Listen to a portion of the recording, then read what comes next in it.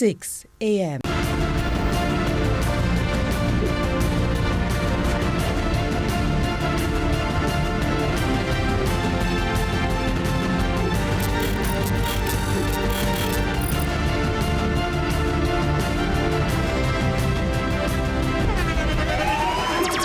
The internationally acclaimed On Stage with Winford Williams. At a new time, Saturdays at 8 p.m. on CVM TV. So much more than entertainment. Hey, what I want? Hi, I am Candy Pang.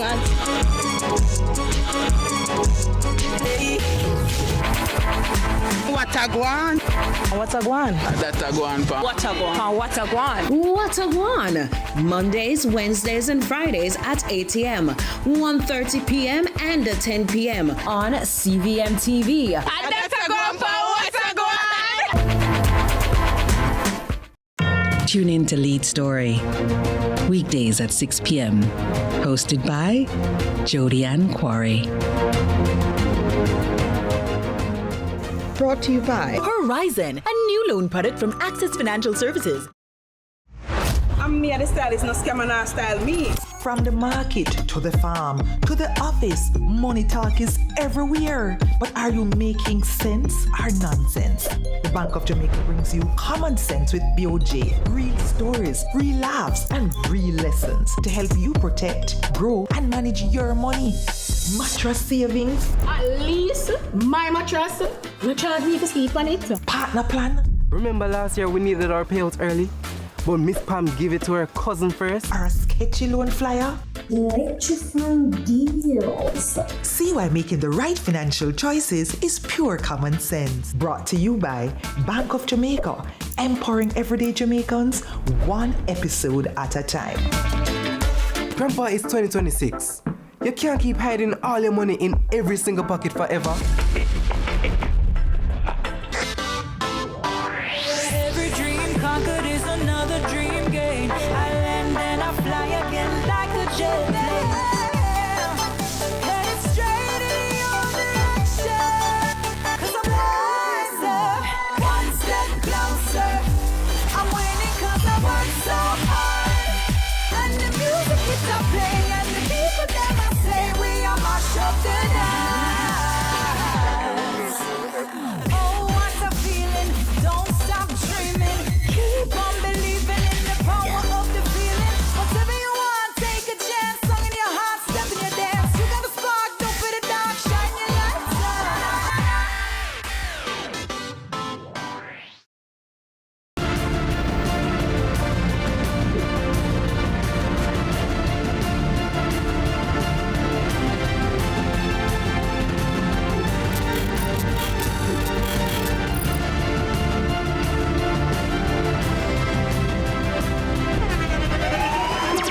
The internationally acclaimed On Stage with Winford Williams. At a new time, Saturdays at 8 p.m.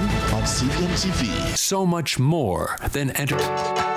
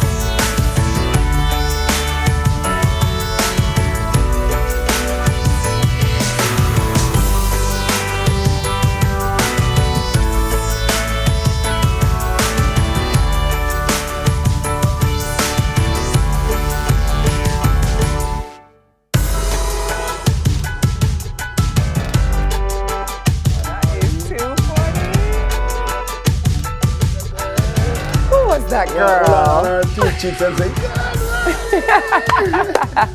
good morning, Sunrisers. How are you doing this morning? This is where the fun rises every single day, and we are thankful always when we are here. We're thankful even because you are there and you're watching us and you have joined us this morning. And if you are here for the very first time, my name is Ite Ellis. And of course, my co-host. I'm Yendi, and it's really great to have you with us on this Wednesday morning. Let me tell you what we're going to do. We're going to carry you through hump day in a way you've never experienced before, right? We're going to become informed, we're going to lift spirits, we're going to set the tone for a good day and a good way to finish out the rest of the week. Not true? Absolutely. Absolutely. Most definitely. I'm in a good mood because I'm in new clothes today. I don't know. You know, you walk different when you're in new clothes. I don't know. You never tell a lie. I went to a wedding the other day and I said them people have on new clothes. You know what I mean? They walking very different. They step different. You know what I mean? Can you show us how you are stepping differently? When you're in new clothes? No, I mean, it's one thing to talk about it, but we would demonstrate. We would like to see how you're stepping differently. If you have on new clothes, this is how you walk. You know, business.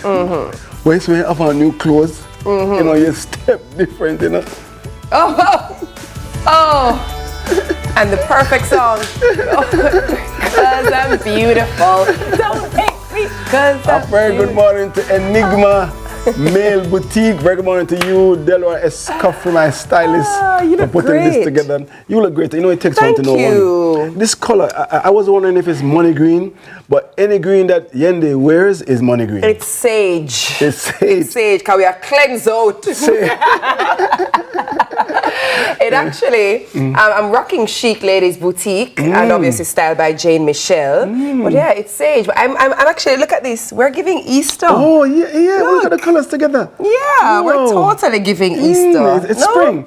It's springtime. By the way, speaking of spring, have you guys noticed when you're driving around that the bougainvillea is just so much more in bloom? Is that bloom or blossom? No. Tree where fruit blossom. Tree where flower bloom. More in bloom. Have you noticed it? Have you noticed that the puis are out? The yellow puis are now. Okay, I was going to ask you to describe for those persons who are not familiar with bougainvillea, what it looks like, because we just know they have flowers. Well, but I might not be familiar with the different names. So for those of us who don't know and cannot identify.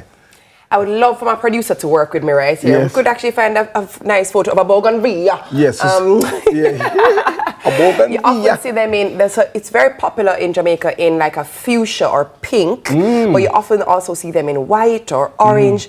Beautiful. So let me just Google it for you. I'm going to show it to you. Beautiful flower. Okay. But it's right now, whoa, everywhere you drive, you know. Here we go. Here we go. With the one name come out at Christmas time. This one. Oh. Yes. Pick it up now, DJ. Pick it up, Get DJ. Me on, there we go. This one. You guys recognize it? Okay, yes. Yeah. I see it up at Hope Garden. Yes. Plenty of them everywhere. And because of the time of year, it feels like we're living in a fairy tale. It feels like a storybook. Yeah. I mean, trust me. And when your environment is blossoming and it's flourishing, it makes you feel good. Nice bad. So if where you are, it's like deserts. Plant some nice flowers. Plant some nice flowers. Plant a cactus. Why don't you? No. The cactus gives off a flower. It does. Yes. It does. It does. Yes. Yeah. It has a white bloom. Do you know that I did not know the difference between bloom and blossom until I was a big woman? Like maybe in the last 3 years. I'm not even kidding. All right. Who else did not know the difference between bloom and blossom? Here we go. Yeah. Lesson. I went to the greenhouse, and I was like, I want a flower with a pretty blossom. And Nicey, good morning, Nicey. Nicey said, no, Miss Yendi. She said, no, only fruit tree blossom. Flowers bloom. Flowers bloom and fruit tree blossom. Yeah. What is the national tree? The national tree is the blue maho. And what's the national flower? The lignum vitae. So you're a bright girl, man. You are Jamaican. That's what's the national bird? The national bird. No, I'm not gonna say John Crow. If you ever say I just say John Crow on TV, you're lying. But that's all you actually have said so far. So what is it, IT? Lolly. Look at the bird. Look at the bird. IT is still buying time. What is the national bird? I don't know. IT, it's the doctor bird. You didn't know? And you know why it's Dr. Bird and not just Dr. hummingbird? Bird. It is. Because I'm joking, hummingbirds there are many variations, you know that, but specifically the Dr. Bird on the green tail. Yes. Yes. That, you know what I mean? You know what you call that? What is it? What you call that bird that the tailors count like that? Peacock DJ. It's not our national bird. No, but bless your heart for trying to, just, have a bird conversation. Have you ever seen lamb in Jamaica or just goats? I don't think we have lamb in Jamaica native. I've never seen that. But do you know what we do have? Goat. Which animal gives you venison? Venison? Venison. That not a hog? Hey, remind me, Andrew. I can't have item on my school's challenge quiz team. No, that's deer. Never joke it out. That's deer. But we have deer in Jamaica. People in Jamaica go deer hunting. We only learned that recently too.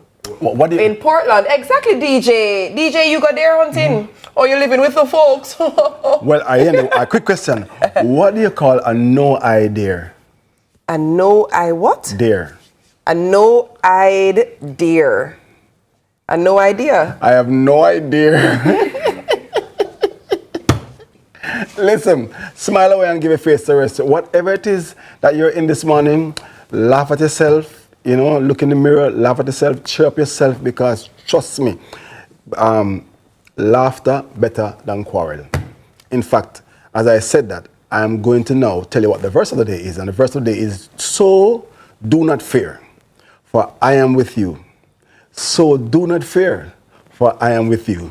So do not fear, for I am with you. Do not be dismayed, for I am your God. I will strengthen you, and I will help you. I will uphold you with my righteous right hand. That's Isaiah 41:10.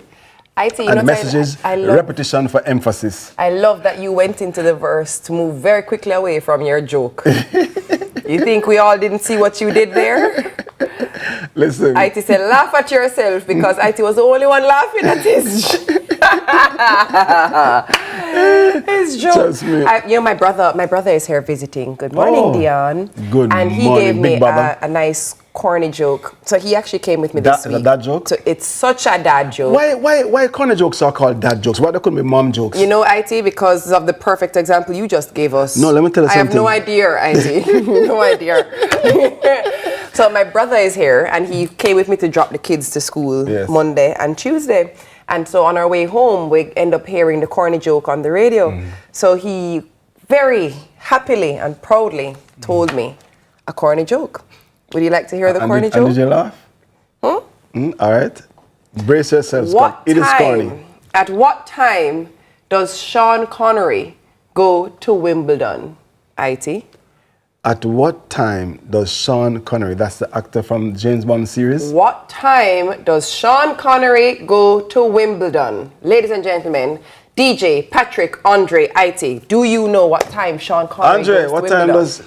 Come, Andre, no, something I'm going to ask you. Anybody? Anybody? 007. That was actually one of my guesses. It was wrong. Do you know what time Sean Connery goes to Wimbledon? He goes at... Bond. James Bond. No. He goes at Turnish. It is actually funny. Oh, God. You want to get that? You soon get it. Isn't it good? I cackled when he told me.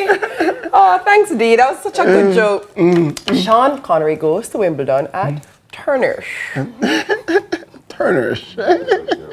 It's not good? Okay, you YouTubers vote for us. Which was a better joke? Idea? I have no idea. Or Turnish? I have no idea. All right, Sunrisers, it's time for us to take a quick break. Yes, but first, here is our Wednesday Pocket of Sunrise. Here we go. Nobody watch it trickle, cause things so hard. All I wanna do is live a little, breathe a little, and go and enjoy life. Every miracle make a miracle. Nobody watch it trickle, cause things so alright. It's the pleasures and pressures of life we look down to, so try your best to make time for joy when the sorrows and pain of life sets on you. We both know that there is no choice, cause every lesson is a blessing, no stressing or guessing. Life is for the living, we know. We just live it to the fullest and let the good times flow. Cause all I wanna do is live a little, breathe a little and go and enjoy life. Cause every miracle make a miracle. Nobody watch it trickle, cause things too alright. All I wanna do is live a little, breathe a little and go and enjoy life. Cause every miracle make a miracle. Nobody watch it trickle, cause Rainforest, I go give you plenty healthy ways to switch up your meals. Fresh flavor that we need. More delicious moments every day of the week. And look how good me feel. Rainforest make it nice. Rainforest, I go make it nice. Critical illness has many faces. 1 in 4 people will be affected. Protect what matters with critical illness insurance. The time by Sagicor Life is 6:15.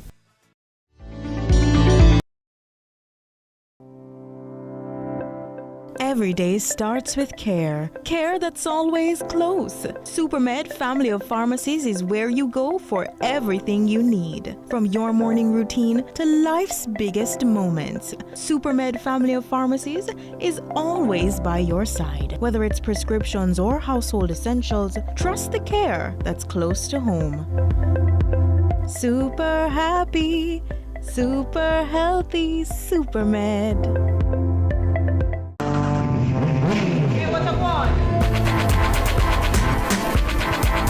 Hi, I am Candy Pang at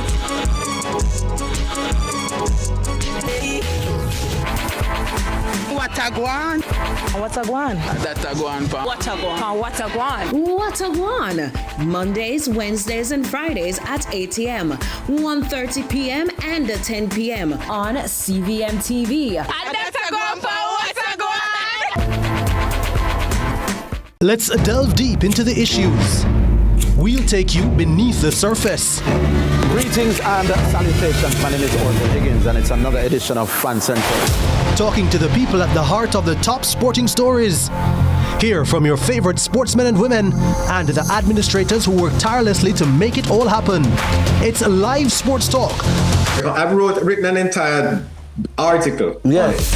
Looking at all the major issues every Tuesday at 9 p.m. It's Fan Central.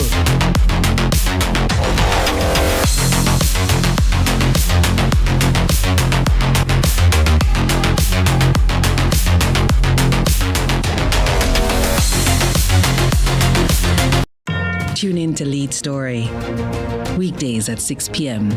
Hosted by Jody Ann Quarry. Brought to you by Horizon, a new loan product from Access Financial Services.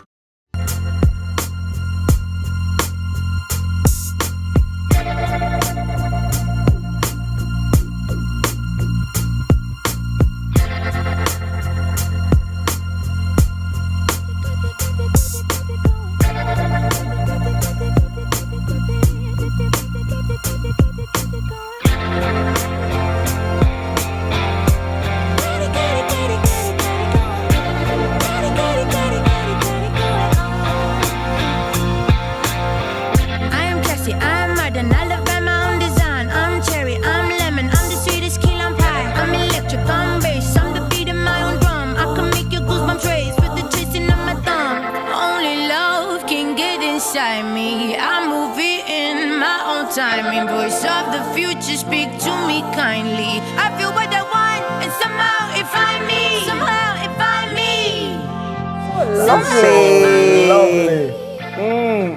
Lovely. We told you earlier, sunrise is where the fun rises. Welcome back, sunrisers. The time is now 6:19 in the AM. And if you're just joining us for the very first time, it's a time when I usually get excited. Demonstrably excited. Oh.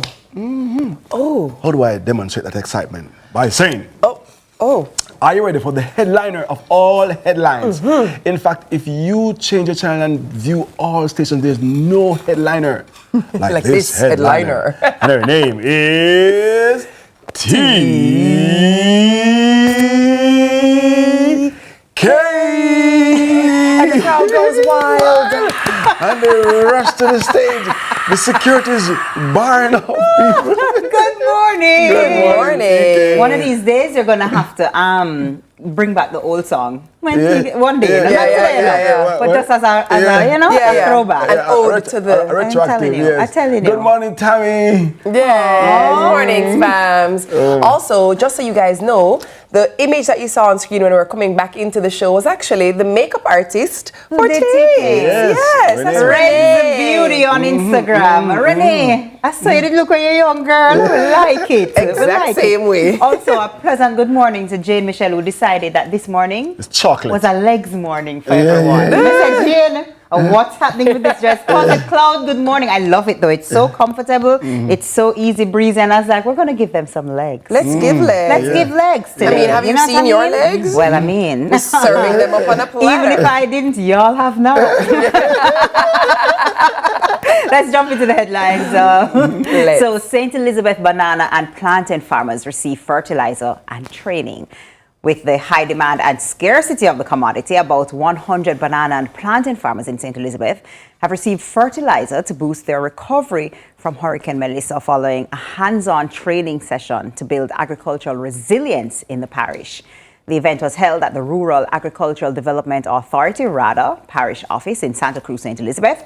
It formed part of the government's ongoing Hurricane Melissa recovery program. Extension Services head at the Banana Board, Oral Lewis, explained that the training focused heavily on hurricane preparedness and guidance on how to improve crop nutrition and strengthen field management practices to enhance resilience. RADA's parish manager for St. Elizabeth, Mark Lee, stated that the turnout reflected the strong relationship between the agency and the farming community, and also noted that while the fertilizer is a critical input, the training component was equally important. The training component, anything for protected planting. Oh my God. Anything for protected planting. Yes. I'm telling you. You know what though? And the ripe bananas. I'm actually so grateful to see them come back in the market because for so long there was just no sign of planting anywhere. Bananas were particularly scarce as well, but you could see them every now and then. But there is actually now a presence of both. Obviously, that was one of the crops worst hit in the with passage of the hurricane. But also, a big part of what we take away from these adverse occurrences is what to do going forward. So I'm glad to know that there was a symposium of sorts that allows them to bolster that specific industry and be ready for what is inadvertent, it's gonna, no matter what is gonna happen. We don't know when, but so we have to brace and be best prepared for the future. But I'm so glad that there are actions being taken to say, boy, if it happens again, I just thought, no, if it happens again, we're better readied. We are, better able to deal with it. Of course, if you give a man a fish, he eats for that day. But if you give him the teach a man to fish, then of course he can do it for himself. And I'm happy to say that because when I went there, I visited St. Elizabeth during that time in the last quarter of last year. I remembered they were saying, yes, you're bringing all the wonderful things. I've said it here before, but give us fertilizer. We want to plant seeds because we want to be able to grow again. And this preparation and the word resilience is very important. It means the next time, as you've said, the next time around, we're better prepared to handle and respond to what will happen again. I don't know when. Inevitably. You know what this story reminds me of, though? The fact that there's so many facets to recovery. Because you think, okay, hurricane, people roof and buildings and the people. But then you don't think about the animals and then the cleanup and then the fertilizer for certain crop and then I don't know. It's crazy. And like you said, though, these experiences, though very tragic and unfortunate, really help to prepare us for next time. Having know them farmers there, going to do something different when they hear that there's a Cat 4, Cat 5 hurricane coming, 100%. So, Also, very happy to see that prices are coming down in the market. Oh, me too. Ooh, we're getting back there, guys. We're getting back there. Produce is coming down. The prices are looking familiar again. We just, we didn't have to navigate the storm all together. But let me just say this publicly, I still cannot get the right bananas. I need it for my smoothies in the morning. And every time my wife comes home and I say, you didn't get the right banana. I told you it's scarce. No, man, you have to go down a curry. The banana. Okay. Yeah, it's not. It's probably not at the supermarket. Oh, it's not, definitely. But also just a special good morning to those who are still very much in it with the hurricane, whether you still do have a roof, you still do have your light, your roads are still blocked. We know people are still going through it. We don't forget you, you know? We don't forget you. Yes. But all right, Why Not Wednesday headline, you ready? Yeah, I'm ready. It's his favorite. It's his favorite. 26 hair ties removed from cat's intestine. I'm sorry, what? What? A 6-year-old cat named Midnight survived a life-threatening intestinal blockage after vets at Halo No-Kill Rescue in Florida removed 26 hair ties from her stomach. The cat was initially slated for euthanasia due to the severe blockage. However, after an X-ray and ultrasound, the feline underwent surgery, and veterinarians were shocked to discover the cause of the blockage was 26 hair ties. The center decided to take custody of the feline, and she is now recovering well and is once again showing a healthy appetite. Doctors at the center noted that it's important to remember that small objects around the house, such as hair ties, rubber bands, strings, and other tiny items, can be incredibly dangerous for pets. And this incident highlights the importance of keeping small string-like objects out of reach of pets, as they can cause significant intestinal damage. I'm sorry, so what is the equivalent of Alcoholics Anonymous for hair ties for cats? Because she clearly has an addiction. Did you see, can you please put up that shot again of the hair ties laid out post-surgery? Look at that. Oh my The problem is not the owner. The problem is the cat. Let's talk about it. Well, what I find, you know, she's an addict. I love first world countries. It's like you're going to do a proper surgery. You know what I mean? To remove these hair ties for these cats. And some families happy this morning. I always ask the question. I've never seen anybody walking a cat. I've seen people walk dogs, but I've never seen anybody walking a cat. Walk themselves. They will walk themselves. They do not need you. Don't rub me, don't pet me unless I have come to request a rub or a pet. A suck cat stay. Are you guys cat people? I'm not anti-cats. I know there are a lot of people who are just like, we don't love cats. I'm not anti-cat. I don't know if I would. No, that's not true. I would not have one for myself. However, I've gone to places where people have cats and they come up to me. Animals come up to me quite readily. I'm not sure why. It's your spirit. But, it's the spirit. They can feel it. They feel the yes. So I don't mind them, but they're not going to be my pet. Well, I mean, everybody know me and fancy cat. That's me. I mean, that's the only thing I'm going to say about cats this morning. That's the only cat you have. Not quite what I had in mind. Not quite what I had in mind, but okay. I know you guys ready for me to come back at 7 for some more legs in this closet side piece? I actually highly recommend that we remove your news desk for the news at 7. I will be behind the desk. Just take a mental picture. Do you have pets?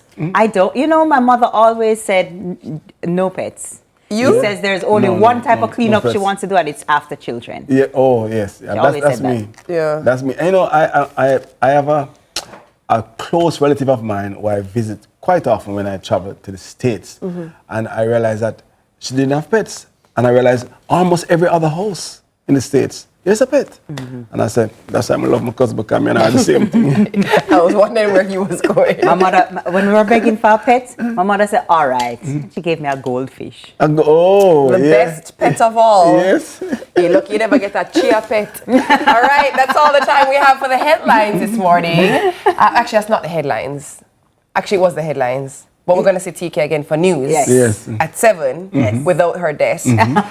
Well, a question for you is, have you ever heard of the 10,000 Men and Families movement? Yes. Have you? Yes. Really?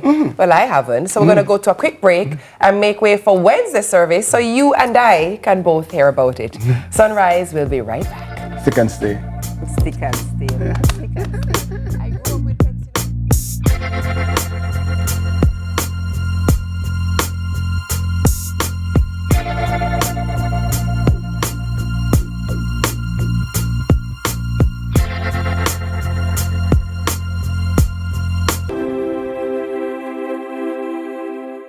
We are proud to supply all of Jamaica with the highest standard of gas products to keep you safe and well taken care of. Choose well. Choose IGL. The time by IGL is 6:30.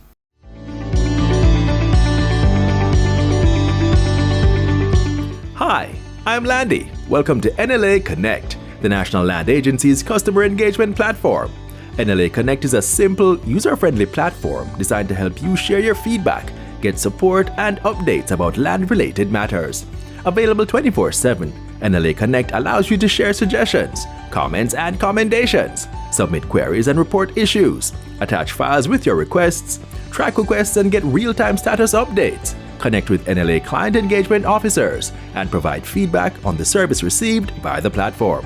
We're making it easier for you to connect with us. You can access NLA Connect via our website, using the kiosk at any of our offices, or scanning the QR code displayed at our locations. Need any help along the way? Check out our FAQs section. It has all the answers you need in one location. NLA Connect, your voice, our priority.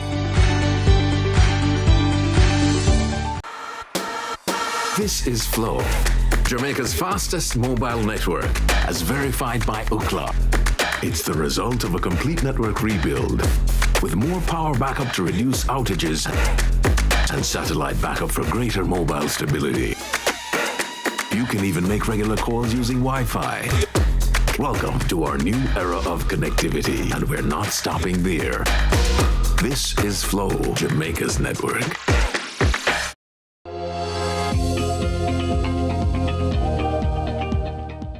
The seed for potscapes was planted many years ago when by chance I acquired a few succulents, and there was a gap in the market where persons were actually looking for a wide variety of succulents as well as guidance in succulent care. So I went through all the required steps to make the business a reality. The vision of Potscapes was to be an online plant store. To do so, we required an e-payment gateway. Sagicor Bank's e-payment system was very reliable and was a perfect fit for our business. My business blossomed when we established a storefront at 29 Upper Waterloo Road. My Sagicor business bankers supported me tremendously in the early stages and continue to do so. I received solid advice as how to navigate the business processes and to positively impact others through plants. The one in the middle saved me. What you say now? Jesus in the middle saved me. Oh yeah, yeah. To sinners by his side, I was the one on the right. Jesus in the middle saved me. All right, welcome back, Sunrisers, and good morning if you're just joining us. So get ready to be energized because something truly amazing is about to happen in St. Catherine. I'm talking about the St. Catherine Youth Explosion, a mega event designed to ignite the passion and potential of our young people. Imagine a day filled with music, inspiration, and a whole lot of community spirit. Well, it's going down on March 29, and here to tell us more is Senior Pastor at Lighthouse Worship Center, Bishop Rowan Edwards. Good morning. Very good morning. The one and only Bishop Rowan Edwards. Yes. Well, glad to be here with you. So happy that you are here in the mornings. Yes. was hungry to come. Well, it's great that we've filled that hunger. Yes. And I mean, he's going to be one of the 10,000 men that's going to be at the event, and it's an annual event, right? It's an annual event. Mm-hmm. We started the 10,000 Men and Families movement with 1,000 men. Mm. And that first time, 18 years ago, when we started it, the ladies pushed us down in the community, and they pushed ahead of us. And they said, why you call it 1,000 Men March? And violence is not affecting just men alone. Mm-hmm. So we had to switch it to 10,000 Men and Families movement. Because what happened is we started the movement to go up against violence. And so we have seen it work. It worked well to recognize that there's so many changes that has been taking place since we started. Violence has taken the nosedive, and that was the most important thing that we're looking for. I know, ministry is tough in hard communities, especially to deal with a community where there's regular incidents of violence. Why did you choose that? Well, we choose to go up against violence, especially in Spanish Town. Yeah. We started our ministry at a place called De La Vega City. When we went to De La Vega City, we met up with a bad situation. 2 kids got stabbed. One got 70 and the other got 40. The star came in and said demons lived in De La Vega City. Well, that's what happened. People are afraid to come out of their houses. But that's where we started. Today, De La Vega City has been transformed. Zero. No violence at all. Really? And of course, the police department helped, and the people in the community helped, and the 10,000 Men and Families movement, along with the Spanish Town Ministers Fraternal, we all came together and said, we have to put a stop to this. And we have seen not just De La Vega City transformed, but several other communities, about 13 other communities in Spanish Town.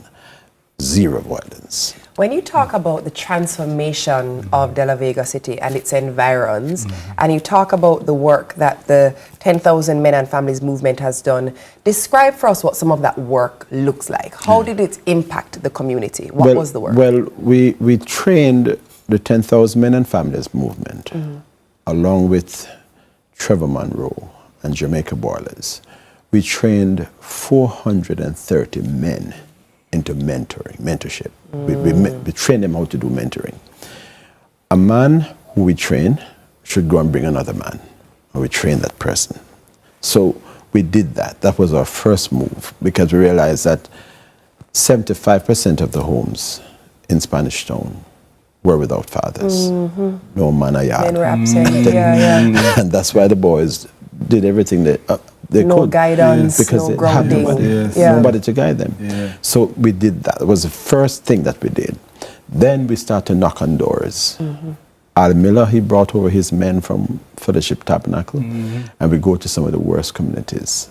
Whole heap of man just keep knocking on doors and telling guys, hey, we can't live like this. Places like Tars Pen and Lursley Pen, where we have to change the name. It's now Tars Meadows and then Lursley Gardens. And now we have seen those communities transform. Right. You know? And so some of the things that we did was to turn their community centers into Pegasus. Have breakfast. Let the ladies from the church go and serve them breakfast. A whole heap of men turn up. When they last, we have no space to hold men in some of the communities that we went. And today, we have seen the result of the work that has been done, where we see men have now been transformed. These men, some of them are in the church now, helping us to reach other men. And so we're giving God thanks for that. So that's why we're having another one. This time we're going after young people. Oh, they're in the name Youth Explosion. Youth Explosion, yes. I see. You know, oftentimes I hear that there are only women in church. You go to churches, you see mostly women. That is true. That is true. Are you seeing a change because of this movement? Well, we have seen... In terms of the number of men. Men have been coming out more now. More than before. What you said is true, because most of the churches... you find more women than men. But we want to change, we're going to change that, you know? So what we're going after now is youths. Because if you see the population in our prisons now, it's mostly youths. Very young population. And youths are captivated by the force that is out there, drawing them into violence. So with the gains that we have had, with the downturn of violence, if we go for more young people, we'll see a further decline. Give me the details on Youth Explosion. When, where, how do the youth get access? We gather on the 29th of March, and this is going to be right before the hospital and the police station in Spanish Town. We gather there at 4 p.m. We're going to be having at least 15 marching bands. Nice. And over 200 cadets. Wow. The Ministry of Education has joined with us, and they're bringing out their schools. Hence, we're going to be having awards to students who have done well in CXC. We're going to be giving awards to community people, young men who have done well in their community, were involved in some things, and now they have changed, and now they are part of what we're doing. Right. So we're going to award some of these people. We're going to award the homework center in De La Vega City. 60, 70 young people gather there in that homework program. What's the event's admission? Free. We want everybody to show up. And not just for young people, you know, because it's put on not just by the 10,000 Men and Family, but the St. Catherine Ministers Fraternal, including Guys Hill, Portmore, Linstead, Old Harbour, and Spanish Town. So they're all combining with youth reaching youth out of Swallowfield Chapel, along with the New Testament Church. They're all coming together. And as I said, the Ministry of Education has joined with us, and we are honoring a principal out of Spanish Town. He was the principal of the Jonathan Grant High School. Mr. Ankle, he transformed that school. So we're going to honor him also, and also a business person who have done well. This is absolutely all the details are there on your screen. If our producer can just put up the flyer for us again one last time. There you go. That's a pilot. The pilot lived in De La Vega City. That's where he was growing up, you know. And he became a pilot. And then won a jet. My son Jermaine Edwards will be honored too. Awesome. Well deserved. Papa San. You're Jermaine Edwards, Daddy? Don't look more handsome than him. Listen, our guest has been Bishop Rowan Edwards, Senior Pastor at Lighthouse Worship Center. Listen, all roads lead to St. Catherine Youth Explosion. Remember, the event is on March 29th at Spanish Town Center. And the most important thing, admission free. So don't forget to bring those non-perishable items for the food drive, and let's give back and support our community. All right? Thank you for mentioning that, because we're having a food drive. Bring a bag of rice now, please. Carry up on your shoulder. And some put it on the truck.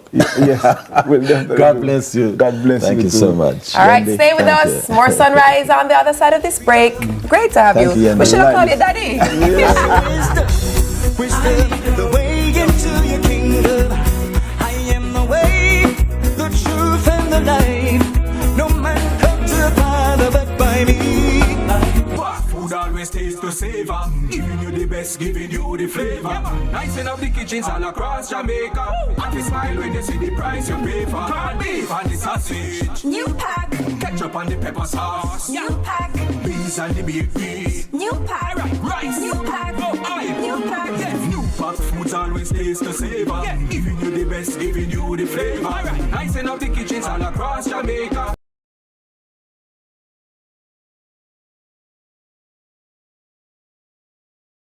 But we know when something is good for all of us. And when we work together against crime and violence, we are stronger than ever. And that's how we know the Citizen Security Plan can work. That one that name CSP. The Citizen Security Plan is an initiative of the Ministry of National Security in partnership with the European Union. It's an all-of-government effort to create safer streets and build stronger communities. Go to mns.gov.jm to learn how you can play your part. It's the last thing on their mind until it becomes the only thing on their mind. Critical illness has many faces. 1 in 4 people will be affected. Protect what matters with critical illness insurance from Sagicor Life.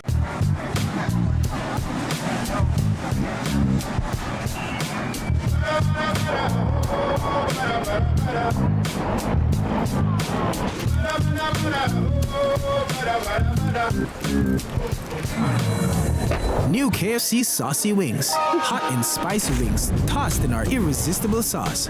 Available in sweet red chili and citrus chipotle barbecue. KFC, it's finger licking good.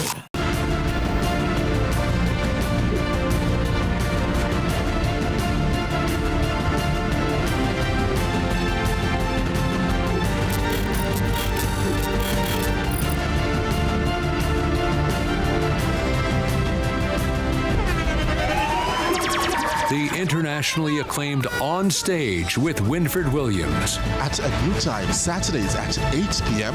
on CVMTV. So much more than entertainment.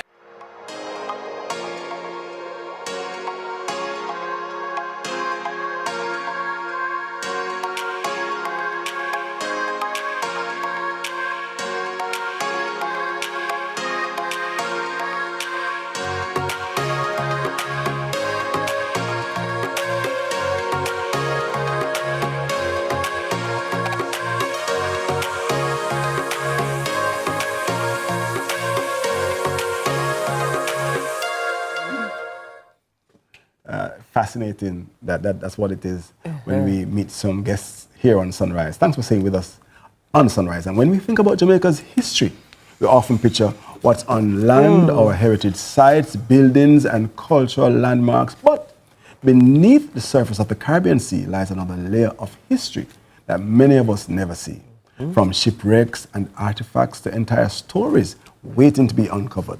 Well, here to talk about a symposium titled Sunken Secrets of the Caribbean Sea, Protecting Underwater Cultural Heritage, to raise awareness about the importance of preserving underwater cultural heritage, are the head of culture program at the UNESCO Regional Office in the Caribbean, Yuri Pezhkov, and chair of accredited NGOs 2001 convention, Gary Mumba, to share more details. Welcome, gentlemen. How are you? Good morning. Morning. Good to have you both. Yuri, I'm going to start with you here in studio. Let's start at the very top. What was the vision behind bringing this Sunken Secrets of the Caribbean Sea initiative to Jamaica at this time? All right. Well, generally we were preparing this series of events for 1 year. Quite a long time, but you know, this year it's the 25th anniversary of the UNESCO Convention for the Protection of the Underwater Cultural Heritage. So it's also in line with the Ocean Science Decade that is also proclaimed by United Nations. And we were looking for a pilot country to do this initiative and potentially, you know, to expand it to the wider region. So Jamaica was the right fit. Yeah. Well, the right fit indeed. Before we bring in Dr. Gary Mumba, I want to also find out, if viewers are hearing for the first time, when we talk about underwater cultural heritage, exactly what are we referring to? What are we talking about? What's beneath our waters? Yes, well, there are structures, submerged shape, of course, submerged cities, such as Port Royal, any artifacts. And the UNESCO Convention actually defines the underwater cultural heritage as the anything that is there for 100 years automatically becomes the underwater cultural heritage. So if you drop a spoon in a pond, and after 100 years, you know, it's already heritage. Yeah, that's actually the perfect segue to bring in Dr. Mumba. Let's talk a little bit about, you know, from a global standpoint, how do you describe the current state of perhaps protecting underwater cultural heritage? How critically important is this? Well, globally it's varied. Certain countries have legislation and education programs that try and encourage people to respect and look after the underwater cultural heritage. And there are many areas like the open sea where that legislation doesn't necessarily apply. So when it comes to actually respecting it, we have to identify the value of it. One is a sort of big cultural asset, but also it's a really important source of information about the oceans as well. We should look at it on several levels. But I mean, maybe we'll come to that in a minute, but it's something that we have artificial reefs, we have information about changes in the ocean attached to these shipwrecks, as Yuri was mentioning about the UN Decade of Ocean Science. But they're also really important to tell us about sort of the movement of people, different cultures around the globe, how they interact. And so there are threats to them. You know, as you share, and the need to protect and the value that you have emphasized, what are some of the threats that are facing these sites and what's happening, what is beneath the water? Yeah. You know. Well, one thing is the development that we have. I mean, the thing is, because we're as a globe, we're getting more technologically sophisticated and running out of space. We're moving into the seas, and with that, there's development impacts and pressures on these sites.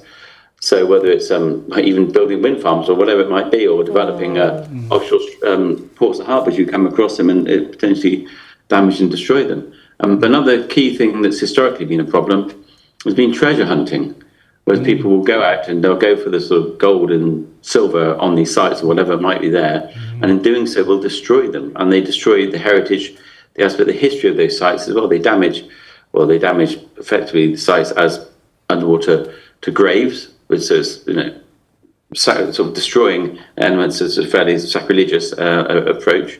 They also, if you remove or destroy that as an asset, a cultural asset and a tourist asset, it's gone forever, and you can't use it for people to go and inspect or respect, and also inspect and look for tourism, issues of fisheries. I mean, it's a resource that has that should be viewed on many levels, and once it's gone forever. And that's the thing. Once it's gone, it's gone forever, which then it leads me to, obviously you guys have taken a very inclusive approach to the symposium. It's not just the technical experts, it's also the students, it's also the public. Why was it important to include so many key players in the conversations? The serious events we plan as advocacy, so it's not only academic or expert talk, but of course we discuss a wider range of issues, including actually a legislation, that assists to implementation of the convention, but also including the general public, such as university students, high school, and children. To this. That's why we, during the 3 days, I think we have like a series of events with different public and approaching different levels.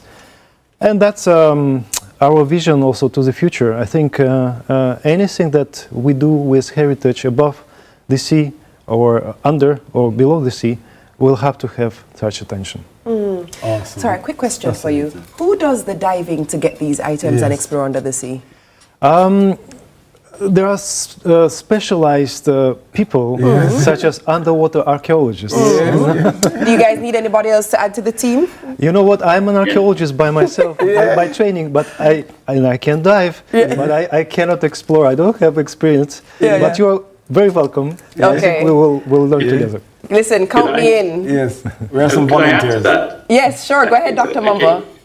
Yes, I think I think that's great. I think one thing that's really important is I represent the chair of the accredited NGOs, organisations around the globe, and we do a lot of this diving where the maritime archaeologists will look at the sites. But we have to work closely with the agencies. We have to work closely with the agencies in Jamaica, in the Caribbean, who have to deliver the legislation and the statutory regulations. Because quite often the rules can be very good rules put in place. They don't necessarily have the resources to bring to bear to actually get underwater and look at these sites. And that's where, by working together in the Caribbean and around the world, that we can actually sort of deliver some of those aspirations and some of those regulations put in place by the sort of civil society. So I think, yes, as maritime archaeologists, we're ready to go, and help working together is the best way to take it forward. Brilliant stuff. And on that note, what's the one key message that you'd want viewers to take away this morning about protecting what's beneath the sea? I think it's to recognise that as a resource, it holds all sorts of levels of information, about the ocean, about society, about people that are lost, and that shouldn't be forgotten. Agreed. Awesome, brilliant stuff. Our guests have been Yuri Pezhkov, Head of Culture Program at UNESCO Regional Office in the Caribbean, and on Zoom, Dr. Gary Mumba, Chair of Accredited NGOs 2001 Convention. All right, it's time for a short break. Do not move a muscle. Stay with us right here on The Sunrise. We're the Funrise.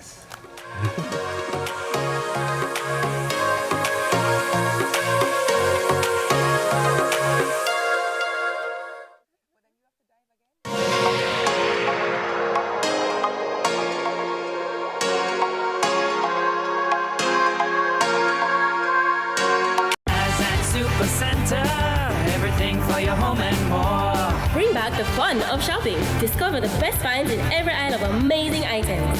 For your kitchen, your living room, your bedroom, or any room, Azan Supercenter has that perfect touch to elevate your space to the next level. Our team is ready to help you find what you are looking for you or someone else. So stop by our Crossroads store today and rediscover the fun of shopping. Azan Supercenter, it's a lifestyle. It's a lifestyle. Why are you on the set? Want you to read the teleprompter, all right? Yes. Okay. Okay. 4, 3, 2. Welcome to Deposit Insurance in a Minute. Deposit insurance is a system designed to protect depositors in the event that a bank or other deposit-taking institution fails. It is a key part of a country's financial safety net, ensuring that if something goes wrong, depositors don't lose all their hard-earned money. Big man thing, we never know say them thing exists. JDIC is the government entity that protects depositors by insuring their deposits up to 1.2 million. So even if a bank fails, you won't lose everything. A good something this one because me can't take no surprise with my money. You can't say that again. JDIC, protecting your deposits, securing your future. JDIC, protecting deposits for you and me. Employers, once a month, you have the power to shape Jamaica's future. By paying your hard 3% contribution, you're not just contributing, you're investing in people, in skills, in our economy. Your hard contribution trains working-age Jamaicans, aligns programs with workforce needs, and secures our future. That's not just contribution, it's transformation. Contribute to heart and to your future.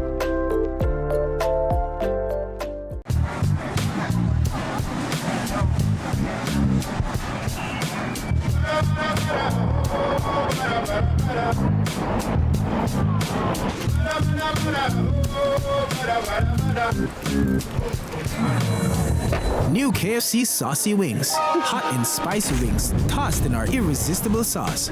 Available in sweet red chili and citrus chipotle barbecue. KFC, it's finger-licking good. I'm me, the style is no scammer, no style me. From the market to the farm to the office, money talk is everywhere. But are you making sense or nonsense? The Bank of Jamaica brings you common sense with BOJ. Real stories, real laughs, and real lessons to help you protect, grow, and manage your money. Mattress savings. At least my mattress, you charge me to sleep on it. Partner plan. Remember last year we needed our payouts early? But Miss Pam gave it to her cousin first. Or a sketchy loan flyer. Electrifying deals. See why making the right financial choices is pure common sense. Brought to you by Bank of Jamaica, empowering everyday Jamaicans one episode at a time. Grandpa, it's 2026. You can't keep hiding all your money in every single pocket forever. Every dream conquered is another dream game. I land and I fly again like a jet plane. Headed straight in your direction. 'Cause I'm wiser, one step closer. I'm winning 'cause I work so hard. And the music keeps on playing, and the people that I say we are mash up the dance. Oh, what a feeling! Don't stop dreaming. Keep on believing in the power of the feeling. Whatever you want, take a chance. Song in your heart, step in your dance. You got a spark, don't fit it dark. Shine your lights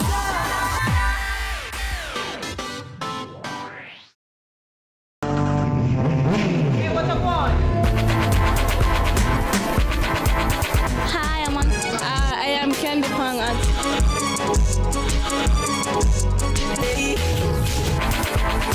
What a guan? What a guan? That a guan, pa. What a guan? What a guan? What a guan!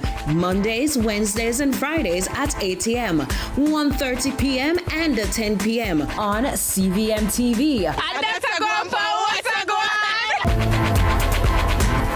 Let's delve deep into the issues. We'll take you beneath the surface. Greetings and salutations. My name is Orville Higgins, and it's another edition of Fan Central. Talking to the people at the heart of the top sporting stories. Hear from your favorite sportsmen and women and the administrators who work tirelessly to make it all happen. It's live sports talk.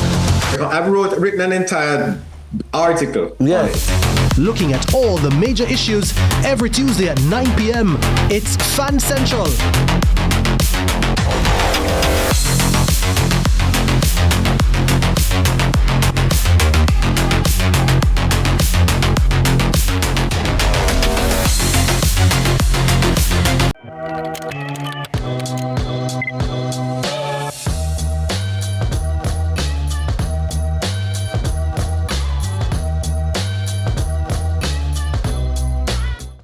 macaroni sandwich, and every two sides, be the one combo. BK Crown Deal. The time by Burger King is 7 o'clock. You could win.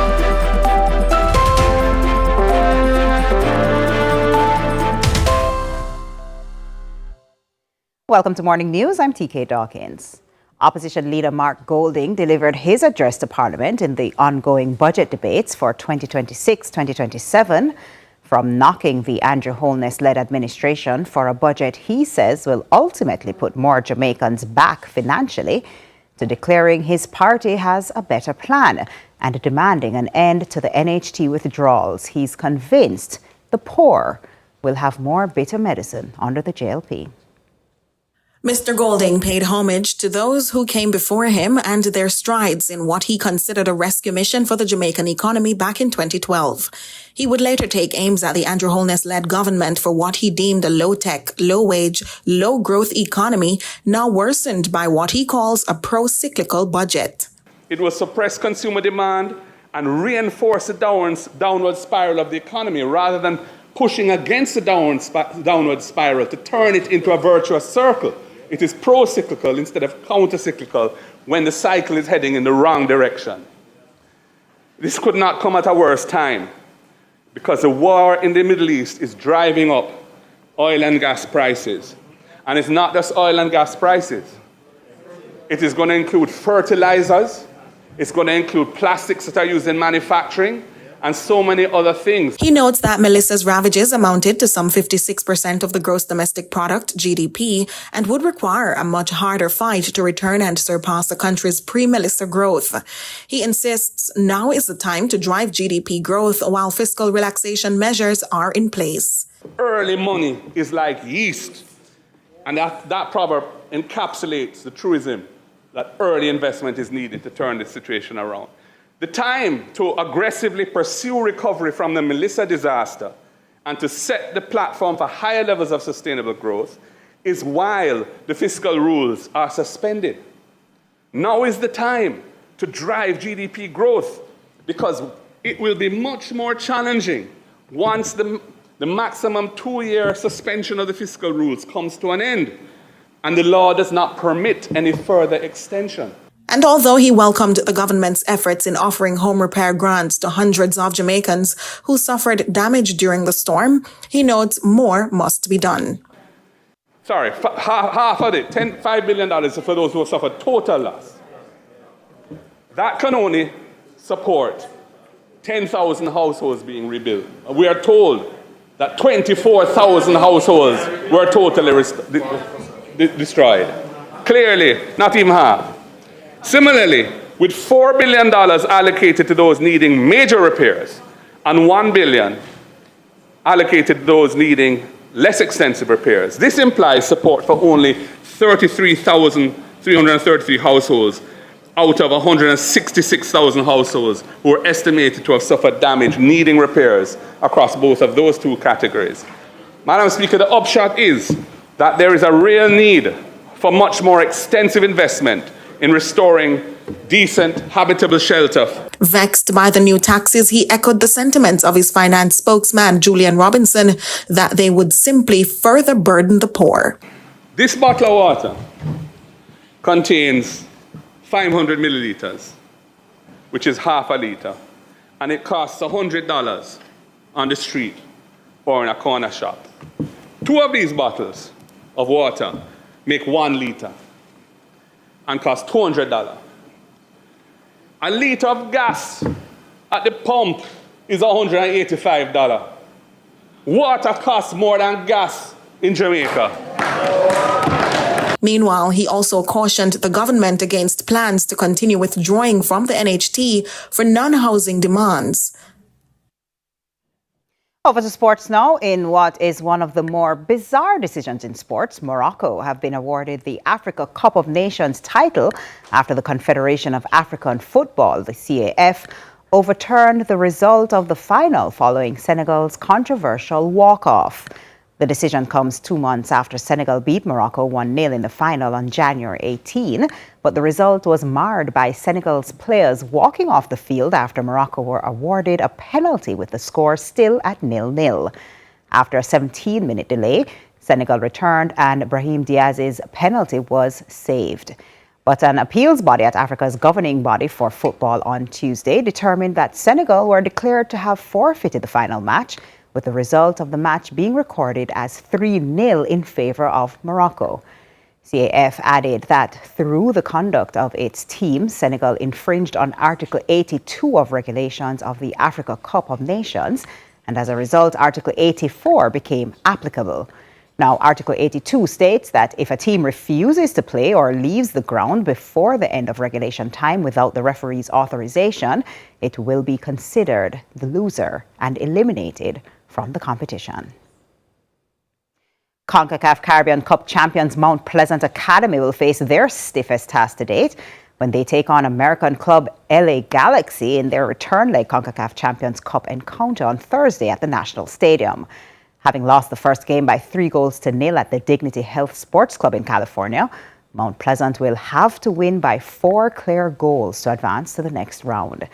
The Jamaican team played the first game without 10 of their first team regulars due to visa issues, but they are expected to be at full strength for Thursday's return leg. The LA Galaxy team is due in the island this morning. And that's it for Morning News. Join us again at noon for more from our news and sports desk. I'm TK Dawkins. Sunrise continues after this.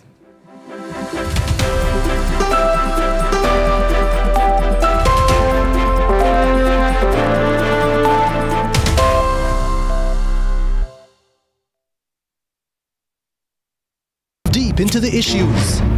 We'll take you beneath the surface. Greetings and salutations. My name is Orville Higgins, and it's another edition of Fan Central. Talking to the people at the heart of the top sporting stories. Hear from your favorite sportsmen and women and the administrators who work tirelessly to make it all happen. It's live sports talk. I've written an entire article. Yes. Looking at all the major issues every Tuesday at 9 p.m. It's Fan Central.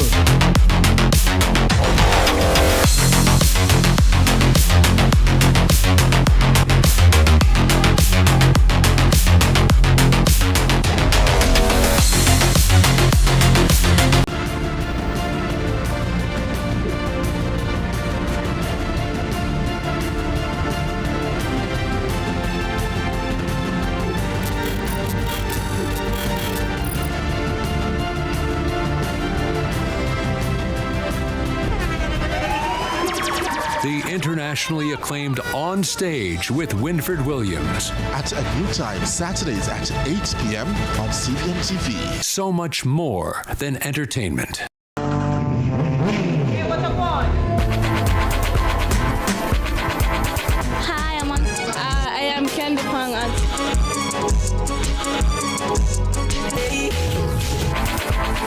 What a guan? What a guan? That a guan, pa. What a guan? What a guan? What a guan? Mondays, Wednesdays, and Fridays at 8 a.m., 1:30 p.m., and 10 p.m. on CVM TV. And that's a guan, pa. What a guan?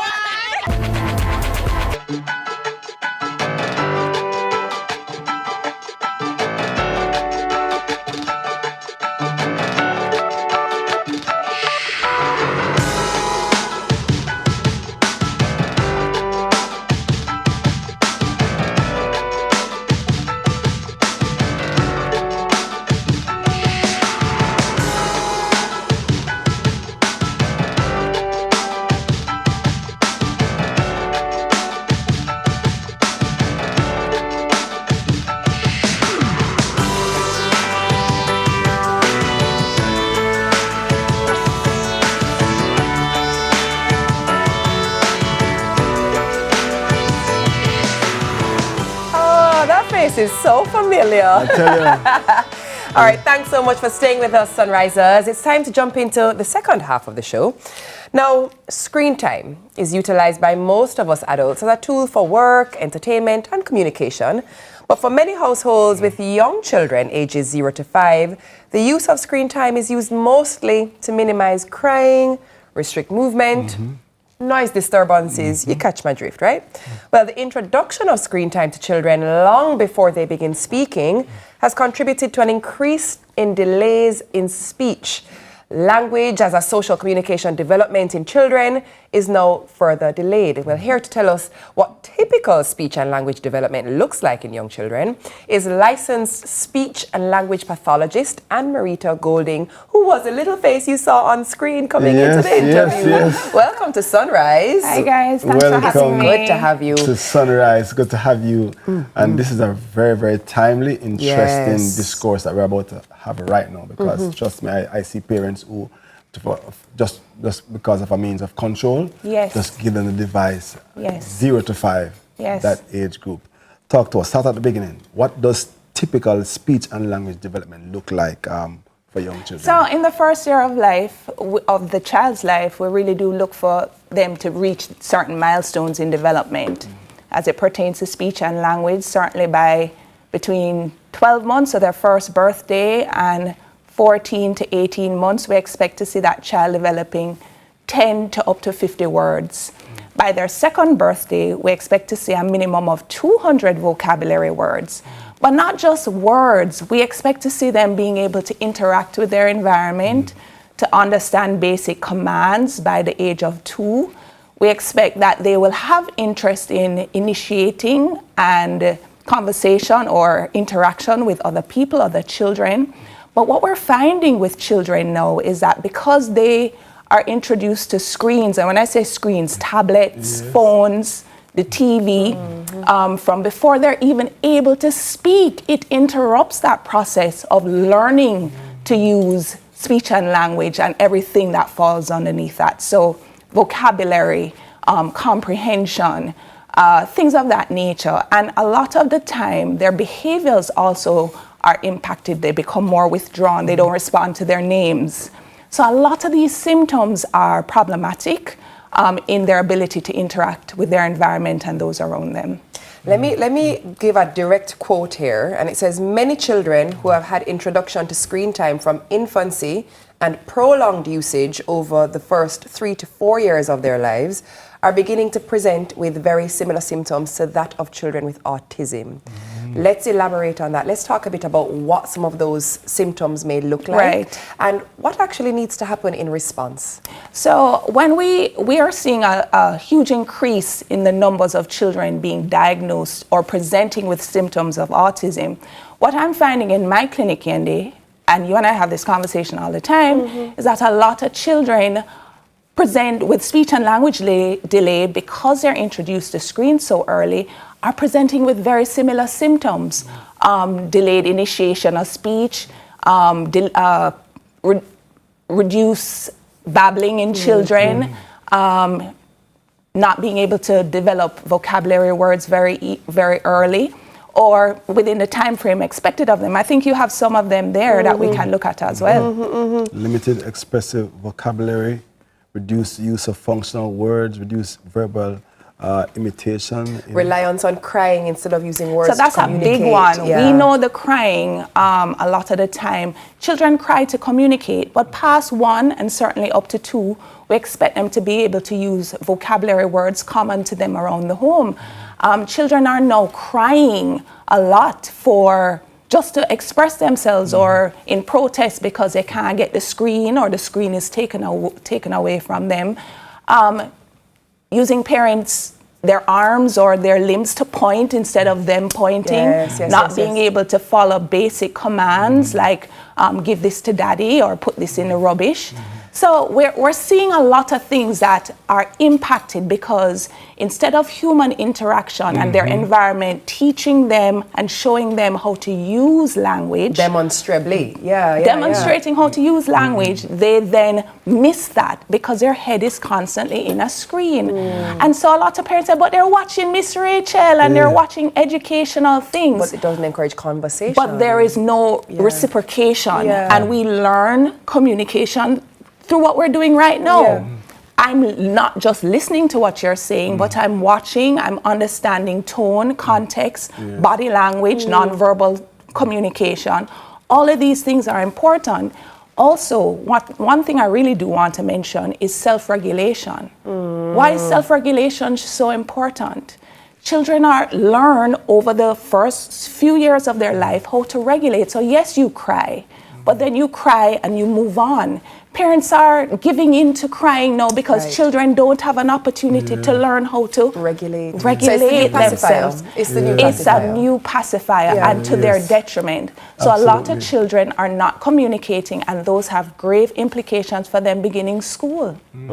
And for their caregivers, they go into school, their circle time, the child won't sit down, they won't follow any commands, they can't do independent play. And so what? They're told they need a shadow. They need someone to come to school with them because the teachers, there are not enough teachers to focus on any one child in the class. And again, back to where we started, the behavior then mimics that of being on the spectrum. Exactly. And it doesn't mean that they are on the spectrum. For that, you would need a developmental assessment to confirm. But the fact that children, the early exposure and prolonged usage to screens are prompting behaviors similar to that of children with autism is concerning. And I did say in my piece that I published, it's a matter of national concern. A matter of national. Echolalia, that's the word? Echolalia, it's when children repeat what they hear. So instead of using functional communication, so intent, communication with intent, they repeat the songs or the scripting they hear from different shows that they watch, with no real function. You ask them if they're hungry or they're tired. They don't know how to respond to yes or no questions. These things are learned through human interaction and modeling. So what do we do to replace screens? We actually interact with our kids. We interact, and we take away the Send screens. them outside, go play. Yes, but play needs to be playing with other people. Children, and not just children, with you, because you played with your children at some point going in their growth. Coloring, use of, show me the green crayon. Okay, what color is the alligator? What color is the crocodile? So you connect the dots, exactly. right? So you actually have function. There is not just the child learning green or yellow on the screen. You're actually showing them, okay, we're going to color the trees green, we're going to color the trunk brown, we're going to color the clouds white. Or the sky blue. So they begin to learn context. And watching of screens, whether you're in a restaurant, that's beautiful opportunity for them to learn conversation, vocabulary, social skills, listening skills. And parents, it's okay for your child to be bored. That's where they learn to be creative. That's where they come into tune with what's happening around them. Remember, they used to say, don't walk on the road and have your head in your cell phone, you might get robbed. These children are growing up without the basic skills needed to survive in their environments. But let me throw a little spanner in the works here. The spanner I'm going to throw is, I think what we often see now as well is, yes, the children are in screens, and yes, they're using devices and tablets and phones and whatnot. But the parents are too. If we're completely honest, family time in the evening looks very different because parents are now scrolling. Absolutely. And so what shared family time looks like probably needs to be evaluated from a wider perspective of not just what you're doing with your child, but also what you are saying is, if you spend time, then you model, but you, without spending time, are actually modeling doing this. So if you look at the time period that a child should be, children 0 to 18 months should be on no screens. No screens. No screen time. No Miss Rachel, no Cocomelon. If you are going to play those things, I prefer parents to play it so the child can hear it, but they're not fixated on watching something. So you can replace the screen with a human body or with activities, puzzles. Wooden puzzles where you match, identification of objects, hide and seek, scavenger hunt. These are things that help to build communication skills, because you have to exercise comprehension. You have to then build knowledge. And you know which one goes triple platinum in my house? I Spy. I Spy. And that's a good one to play when you're driving. So children 0 to 12, no screens. Children up to 2 years old, less than 1 hour per day. Children up to 4 and 6, no more than an hour per day. So that's a limited amount compared to what children are getting right now. Parents, screens are beautiful things. They're great tools, but not for children who are developing these foundational skills that we have. Right. I sit in church for a 3-hour service and they say, I saw him behave nice because I give him the screen. And that's the 3 hours long going on IT. It's something. You and I enjoyed a recent production festival that we went to, right? And what did we see? We saw a little girl lying down at the festival on a blanket. On a screen. She's at a festival. Yes, it's not even experiencing. She's at a festival. Sorry, one quick question. I know we have to go. Time is limited. Quick question. What if you give the child a device, but it's not videos playing, but they're doing puzzles on a device? So filling in jigsaw puzzle pieces or matching puzzles. How is that? So those things can be used as great tools, right? But it's still 15 minutes. Got you. 15 minutes. Snake and ladder. 15 minutes. So the limitation of time, but nothing beats the tangible, even reading. Yes. You have digital books, but there's nothing like turning the page, feeling that book in your hand, identifying pictures. You want it to be something that you can do with your child so that it can be a worthwhile contextual learning experience. And Marita, we have to finish this discussion. Thank you, Come back soon. I will always come. Yes. Listen, amazing discussion. Listen, I'm about to present. I'm very apprehensive. Really am I when I'm going in front of an audience because I do that every day. But I'm going to some 10-year-olds and I don't know what to say. Help me, pray for me. Amazing discussion. Our guest has been Anne-Marita Golding, licensed speech and language pathologist. Up next, we head to She Speaks with Courage with the one and only Crystal Tomlinson Carter. Sunrise. We'll be right back, right here. Second step.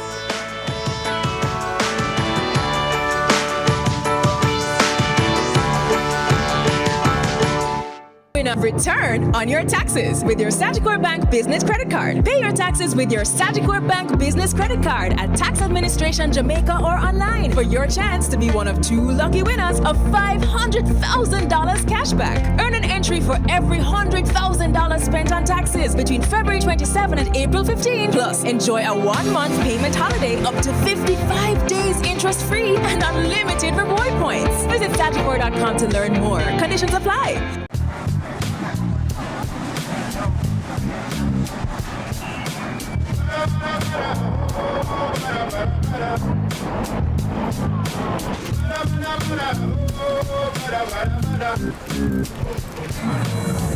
New KFC Saucy Wings. Hot and spicy wings tossed in our irresistible sauce. Available in sweet red chili and citrus chipotle barbecue. KFC, it's finger-licking good. If you're a woman in business, it's time to go bigger. Your ambition is calling, and Horizon for Women in Business is answering. Horizon, a new loan product from Access Financial Services designed for women entrepreneurs to unlock the capital you need to grow and take your business beyond limits. With quick approval, flexible repayment, and low interest rates, your success is on the horizon. Call us now. The funds are waiting. Your success is on the horizon. Rainforest, I go give you plenty healthy ways to switch up your meals. Fresh flavor that to me need. More delicious moments every day of the week. And look how good me feel. Rainforest make it nice. Rainforest, I go make it nice. Lover man. She want a lover man. She want a lover man. She want a lover man. Whoa. Listen, this is the morning when I have to make sure my enunciation and pronunciation is on point. I struggle. Pray for me. Welcome back to Sunside. The sunny side of morning TV. Now, the reality is finding your voice in the workplace. It isn't always easy. And I always tell this guest is coming up that she should invite me, not only the ladies, but we talk about that later on. Whether it's speaking up in meetings, handling tough interview questions, or presenting ideas with confidence, many talented women still struggle with stage fright, self-doubt, or the pressure to stay quiet. This morning, we're joined by public speaking coach Crystal Tomlinson Carter. Very good morning, Mr. Carter, to discuss why confident communication is such a powerful career tool and how women can learn to own the room when it matters most. Crystal. Hi. Good morning. Good morning. Good morning. It's so good to see you, Crystal. It's always a pleasure being here. This is fuchsia, right? Is it? No. Is it? What is it? Oh, it's hot pink. Thank you. Thank you for the rescue. I'm very bad with those distinctions, right? IT is actually very happy to be in your company. Thank you. I was telling you, if you look pretty in pink, soft, delicate, handle it with care. Let's talk about She Speaks with Courage. Yes. The title seems very self-explanatory, but let's unpack it a bit. Absolutely. Walk me through She Speaks with Courage. So it's a workshop in its second annual staging. We did it for the first time last year, and our focus last year was really the courage and the confidence to speak up, emphasizing on the courage element of it. And the ladies who met us in the room were prepared, educated, skilled, some of them at the apogee and the top of their fields.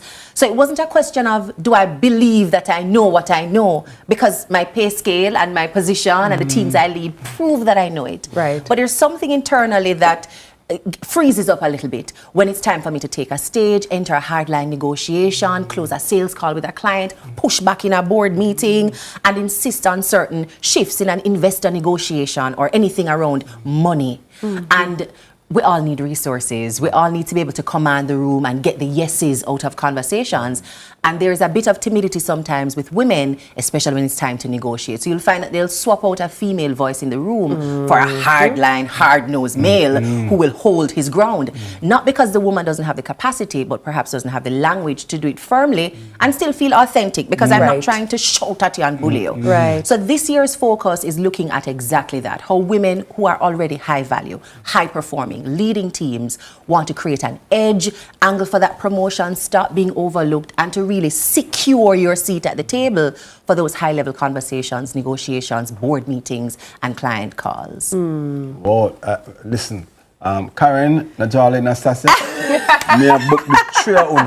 I'm going to say it publicly, yes, so we talk about it. And we've gone a little longer this year. Last year we did it for 4 hours, so 3 hours of coaching plus lunch. This year it's 5 hours, 4 hours of coaching plus lunch, because that's also some of the feedback that we got. Crystal, we need more time. We need more time to practice some of these frameworks and strategies. And then in doing so, they're able to show up the Monday morning after the workshop and be able to use those skills inside their boardrooms and their meetings. Practicality is a big part of it, the ability to implement the frameworks. Let me ask you early, I'm going to ask again at the end, but tell me where, when, give me the details early. So it's happening on March 28th, that's next week Saturday, on the UWI campus, and we begin at 10 a.m. We are our ticket prices now are $160, but I have a very special gift for your CVM viewers this morning. I'm going to ask a question at the end to see who was listening, and you'll be able to win a free ticket to secure your seat at the workshop. And then we're also offering a 10% discount to your viewers who don't win the free seat, but you still want to buy a ticket. We're going to give you a code as well to be able to get that. But it's next week, Saturday, the 28th, UWI campus, starting at 10 a.m. Are there group discounts? Absolutely. We do have group discounts for teams that want to. You sound like you're coming with a group IT. So the 160 price is for individual purchases, but if you're coming as a group, $125 per ticket for groups of 5 or more. Let me ask you, Crystal, courage, you just explained beautifully, the overarching premise of what you're doing, but you break down courage as an acronym. Yes. A method, like a true methodology here. Absolutely. Walk me through that. Or do we need to come to the... Well, it's going to take a while to explain like every one of those bullets. Give us some of them. Some of them. So courage is really for the confidence. The confidence that you must walk into the room with. So when people see you, your cadence, what we call executive presence, gravitas, posture, all of that must communicate that I know I belong here. So it's a question of, am I allowed to bring more people into the room, or do I get 2 seats instead of 1, because I know 1 seat is mine.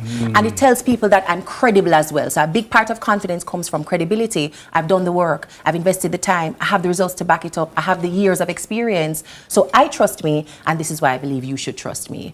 Always around opening. So when we look at how people often start conversations, women in particular have a habit of hedging. I don't know if this makes sense, but I just want to share my 2 cents. Girl, you're sharing a whole $1,000 bill, right? Right. Put it up on the table and go so like we're playing domino. right? Don't hedge, don't diminish what you have to say before you start to say it. Yes. And that opening of confidence also communicates something to your brain. Yes. That I know what I'm saying. And it tells the audience that she have the title, but she also seems to be sure of herself. And the third one I can share with you quickly is you around understanding your audience. Sometimes we're speaking to a room of children. Sometimes we're talking to people who are our peers, people who are senior, people who are looking to us for mentorship. We're in media interviews, we're in live conversations on social media.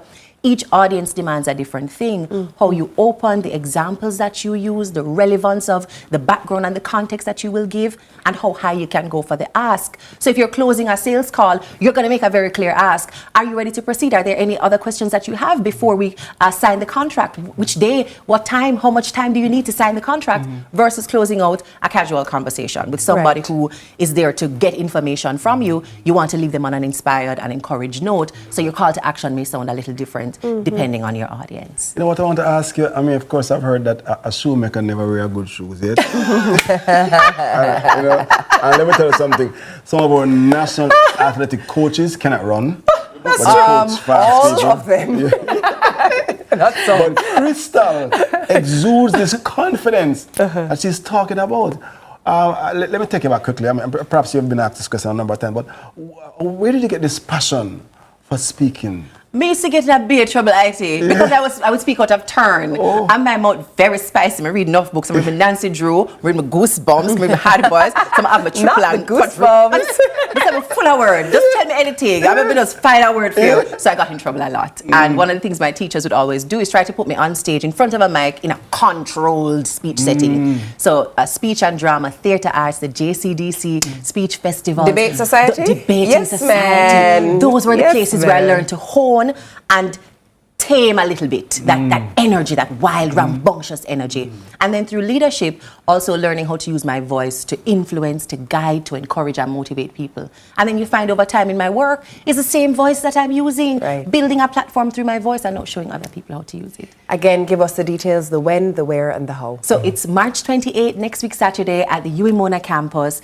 We begin at 10 a.m. And for persons who are viewing from CVM, you can go to our website, thesuccessfarm.com/SheSpeaksWorkshop and enter the code CVM and you automatically get 10% off your ticket. And for the person who wants to secure the free seat, if you can recall the first 3 elements of our courage framework that I shared with Yendi, send me an email at flourish@thesuccessfarm.com and you'll secure your tickets. So first person to send it, right? I shared 3 out of our framework, C, O, and U. If you can remember what those are, send us an email, flourish@thesuccessfarm.com. Brilliant stuff. All right, gentlemen, she's going to create an online facility for us men that we can arrive there but be on the outside and online. I'm going to do it for true. The men have been No, you guys are in the next symposium.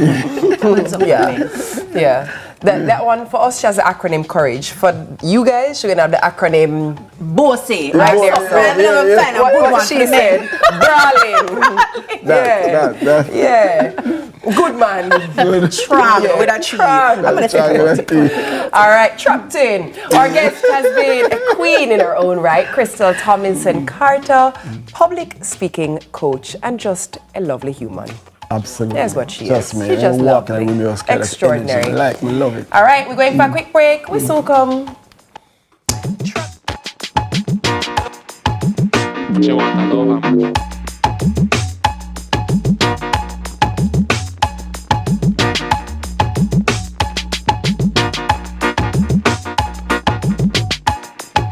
Employers, your hard contribution builds a stronger workforce and strengthens the economy. It's not just contribution, it's transformation. The time by heart is... This is Flow, Jamaica's fastest mobile network, as verified by Ookla.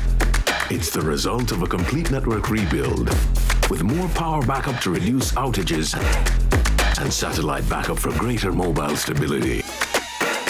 You can even make regular calls using Wi-Fi. Welcome to our new era of connectivity, and we're not stopping there. This is Flow, Jamaica's network. Vitex, the vital solution for all your cleaning needs. Vitex laundry gel, one cap it goes a long way. Up to 100 wash and your clothes them right same way. It deep clean so no dirt, no odor can stay. Vitex, the vital solution for all your cleaning needs. Vitex disinfect and kill germs, no delay. Vitex dishwashing liquid, with dirt and paint it don't play. Vitex bleach takes all the stains away. Vitex, distributed by Mossen Trading. Rainforest, I go give you plenty healthy ways to switch up your meals. Fresh flavor that turn me need. More delicious moments every day of the week. And look how good me feel. Rainforest make it nice. Rainforest, I go make it nice. It's Christmas in March, only at Courts. Get up to 50% off select furniture, appliances, and electronics. Happiness is when you buy now and pay later with Courts Ready Finance. Plus 20% off 18 to 48 months credit. It's Christmas in March, happening now only at Courts. Bringing value home. Promotion ends March 31, 2026. Conditions apply. Me and the stylist, no scam and style me. From the market to the farm to the office, money talk is everywhere. But are you making sense or nonsense? The Bank of Jamaica brings you common sense with BOJ. Real stories, real laughs, and real lessons to help you protect, grow, and manage your money. Mattress savings. At least my mattress, you charge me to sleep on it. Partner plan. Remember last year we needed our payouts early? But Miss Pam gave it to her cousin first. Or a sketchy loan flyer. Electrifying deals. See why making the right financial choices is pure common sense. Brought to you by Bank of Jamaica, empowering everyday Jamaicans one episode at a time. Grandpa, it's 2026. You can't keep hiding all your money in every single pocket forever.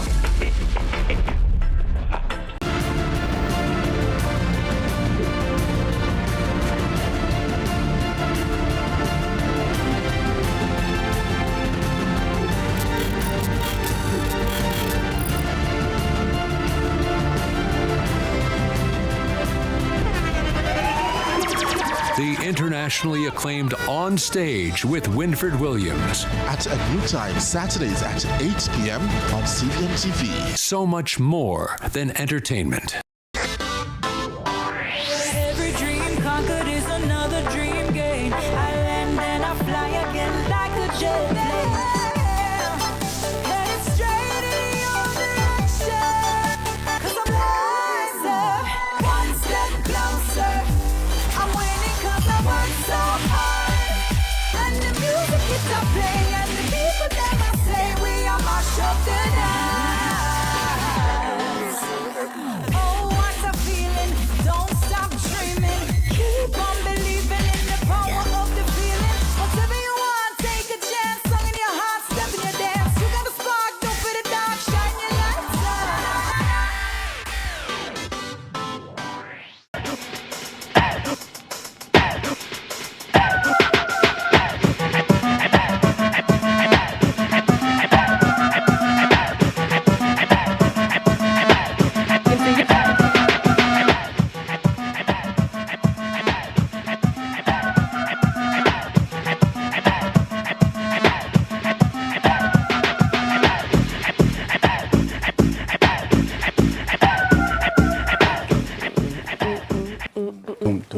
Listen, welcome back. We're still celebrating women of impact who are shaping our future whilst waving the Jamaican flag high.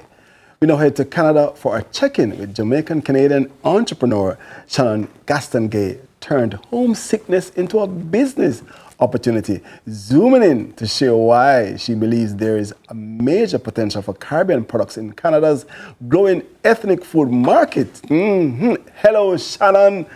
Good morning. I can say I know it's morning where you are. Absolutely, we're just 1 hour ahead. Yes. Morning, Shannon. How you doing? Morning, Andy. Morning, IT. Thank you guys so much for having me. I'm doing pretty well this morning. It's great to have you. Let's talk ethnic food market. What exactly are we talking about? What kind of food? Yes. Well, really, we're talking about the multicultural landscape that's present here in Canada. So, in addition to having Canadian products, Caribbean products present on our shelves, we also have products from Africa and products from India and products from China. And so, because our shelves are so filled with different items coming from different regions, that really presents a healthy multicultural landscape where even the mainstream Canadians are able to enjoy what it is that the world has to offer. And in terms of our Caribbean products, IT would have mentioned that I was able to turn homesickness into a business. And that all began when, I walked into a store wanting to get a curry, but I knew what curry I was looking for. And when we browse the shelves, there's so many options available. I realized that other persons who don't have the knowledge of our Caribbean products aren't readily reaching for them. And so ADN Communications was born, where we market our Caribbean products, to increase the visibility, to help Canadians when they're making that choice as to what items it is that they need to be grabbing for those festive dishes. So, the obvious question I was going to ask you earlier is when and why did you leave Jamaica? But I guess it's obvious. Okay, so me leaving Jamaica was as a combination of multiple forces, one including wanting to be closer to my family here in Canada. You see, my dad's Canadian and my mom's Jamaican, but luckily for me, I was able to be born in Jamaica and lived the greater part of my life so far on the island, really enjoying all that it is that the island has to offer. But even coming here to Canada, for a very long time, I tried to find Jamaica here, and it wasn't until I had a conversation with someone else who had migrated to a different country. They said to me, you can't find Jamaica anywhere else you go. There's no place like home. And, indeed, while Jamaica does have its challenges, it most definitely has its charms. And so for me, the next best thing would have been the food that I prepare, because, those recipes would have been a part of my life growing up. And so in search of those same ingredients, I realized that either one, they're not as readily available, or two, they're here, but people just don't know that they're here. Yeah. And so I think that our Jamaican brands, Caribbean brands on a whole, really aren't capitalizing on the greater share of the market that they could be enjoying. Yeah, it's interesting because obviously we know that your business was born out of looking for curry. Yes. I wonder if Shannon did pick the better pack. I don't know. But sometimes obviously confusion arises when you see unfamiliar products in front of you. Right. Obviously in trying to fill that gap and being, have products available to the market and within the space for the diaspora to be able to tap into, you decided to fill that gap. Talk to me a little bit, Shannon, about how do you bridge some of the gaps that you've identified in the market, and how do you decide, how do you decide what products you're going to help bring into the market or help to put on display? How do you make that determination? Okay, so in terms of making a determination as to what products we'll be bringing on board, these would have been products that already have a healthy distribution practice, right? Because the last thing a consumer wants to do is to try a product today, enjoy it, and come back next month or even next week and not be able to access it, right? So we work with products that are already have a healthy distribution happening. In terms of how we go about doing it, it's pretty unique, where we work with the different companies or our potential clients to create a unique market entry strategy. Because what I really need for our brands to understand is we market with such tenacity at home. We have our Jamaican brands marketing so robustly within Jamaica. Why not do that once we hit international shelves? Yes. The visibility is absolutely important in that Canadians need to know, or what helps them lock in, even greater than just the diaspora, but the mainstream Canadian audience as well. What helps them to really lock into your product is when the visibility is there. What that says to them is this product wants to assimilate in the Canadian market. They want to integrate with the Canadian communities. We are here to stay. You'll see us this week, you'll see us next week, you'll see us next year. And that helps these products to become pantry staples, as we'd like to call them. Like what I said, you will see us this week, you will see us this week, we are here to stay. I want to ask you, What you miss about Jamaica? I mean, you know, what you miss most about Jamaica? I know you are right in that intersection between Canada and Jamaica, given your background and your parents. But what do you miss most about Jamaica? So what I miss most about Jamaica, of course, is our wonderful sunshine. Because you know what, when I was living on the island, I would have enjoyed what I called a lot of sunny excursions, whether that's a day beach or a trip to the river. And I would have spent the past 10 years working in the marketing and communication fields in Jamaica, where I would have had the opportunity to work with several iconic brands who really celebrated and amplified the Jamaican culture. So when it is that they would partner with these different organizations or cultural events, I would have been able to be a part of that. So I can definitely say I was never short on enjoying all of what Jamaica has to offer. Brilliant stuff. If only, Shannon, if only you could bottle the sunshine and put it on the shelf beside the curry. Remember. If only. That would make you a true genius. But you've been lovely. It's been great speaking with you. Continue to do what you're doing and stay as warm as you can until the weather improves. Yeah, absolutely. And thank you guys so much for having me. All right. Our guest has been Shannon Castongay, founder and creative director of Adion Communications. We have more Sunrise after this, so please do not touch that dial.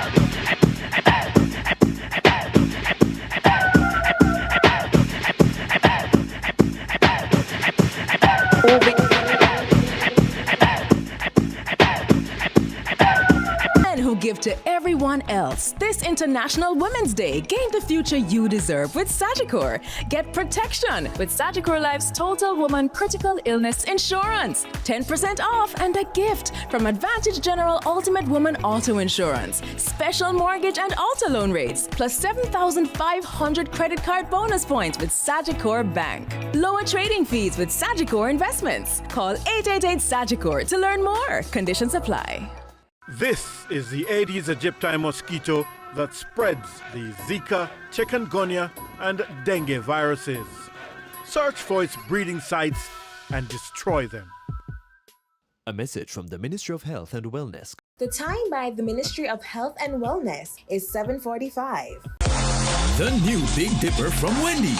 A juicy cheeseburger with smoky Cajun mayo, crunchy tortilla chips, and a creamy cheese sauce for dipping. Available for a limited time only at Wendy's.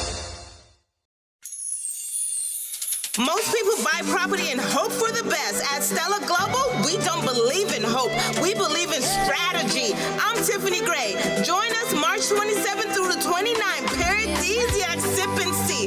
This isn't just a tour. It's a wealth summit designed to save you thousands on your purchase. Meet our lenders, attorneys, and experts to learn how smart money invests in Jamaica. Ticket on sale at StellaGlobalRealty.com.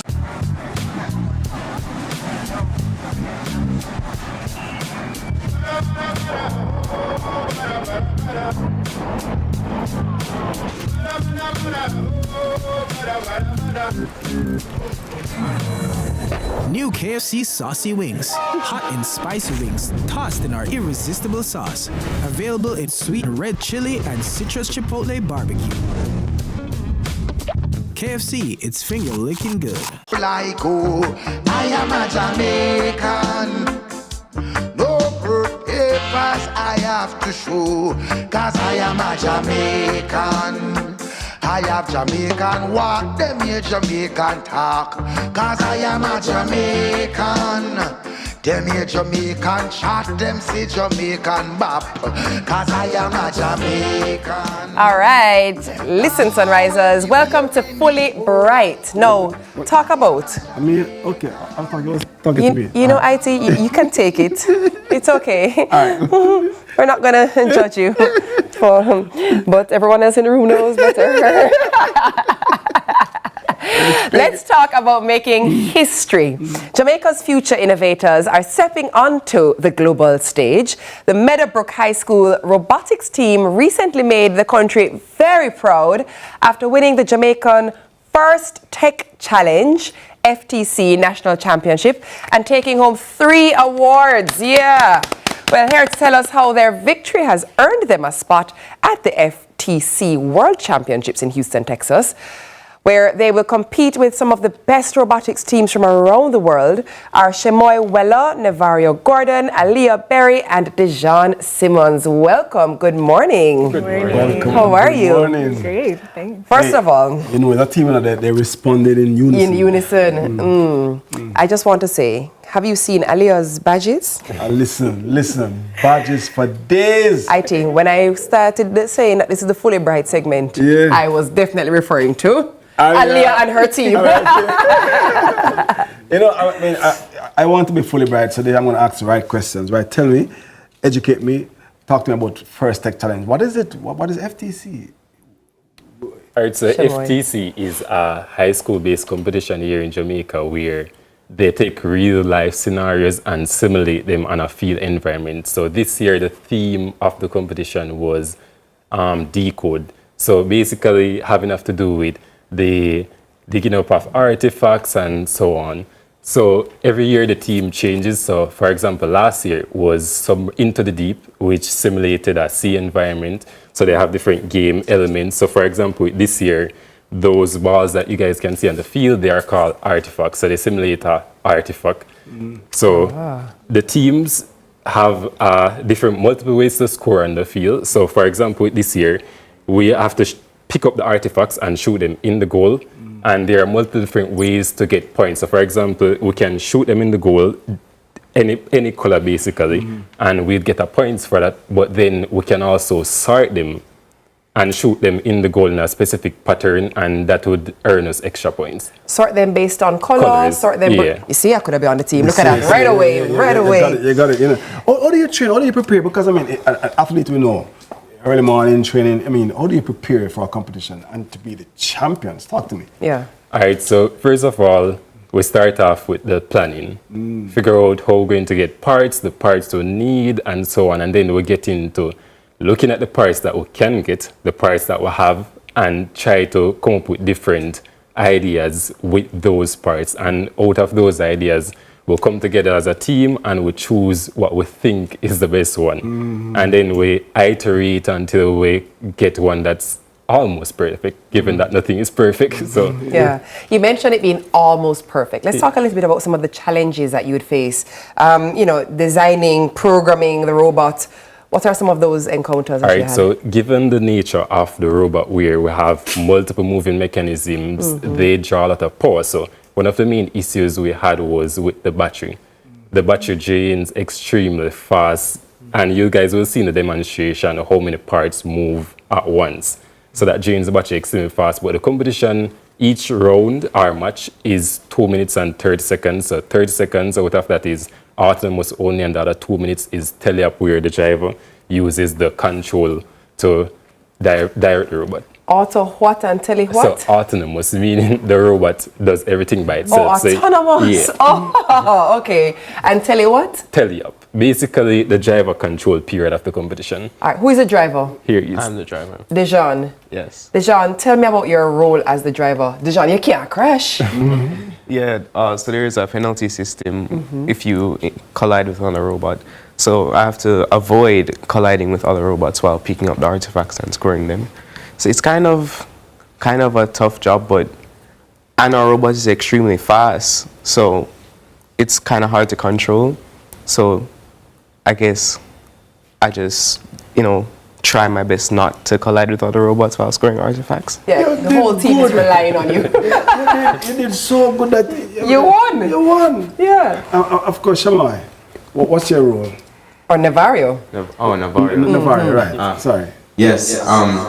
I am the lead engineer of the team. Yes. My role really lies within the idea of creating the parts and how to implement them the most efficient way possible, right? Like say, I brainstorm with my team, with Chamoy and Dejan and others, and see how well we can make the robot really perform.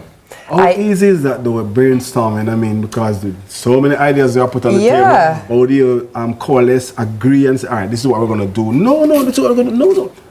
How does that work? Yeah, that's really hard with so many ideas going on.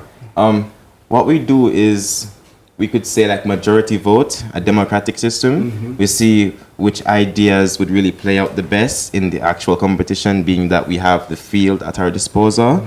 And whichever idea is most efficient and we deem it usable, we'll just go with that idea. Nevaria for Prime Minister.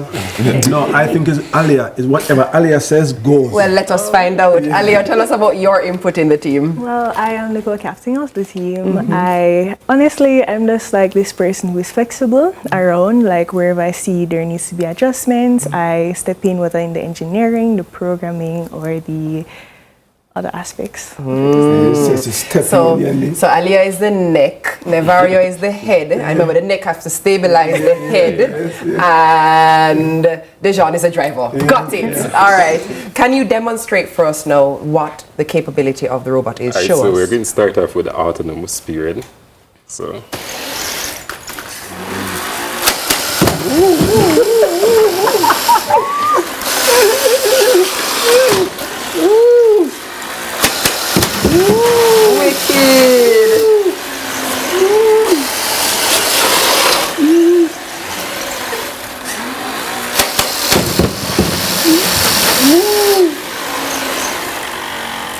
It moves sideways? Yeah, so we have something called mecanum wheels. So basically, they are omnidirectional wheels, so they allow the robot to go on pretty much any axis and at any angle. You understood that? Omnidirectional. Yes, I mean it can go multiple directions. Oh, guys, well done, IT. Fully bright, that's what I'm saying, I'm fully bright.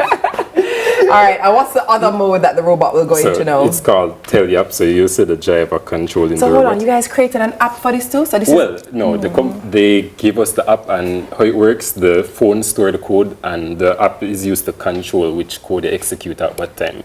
What Shemoy said. All right, show us now. Right, so for the Tele-App, I have to like start the robot in the direction I'm facing, so I'll try to do that. Restart the robot.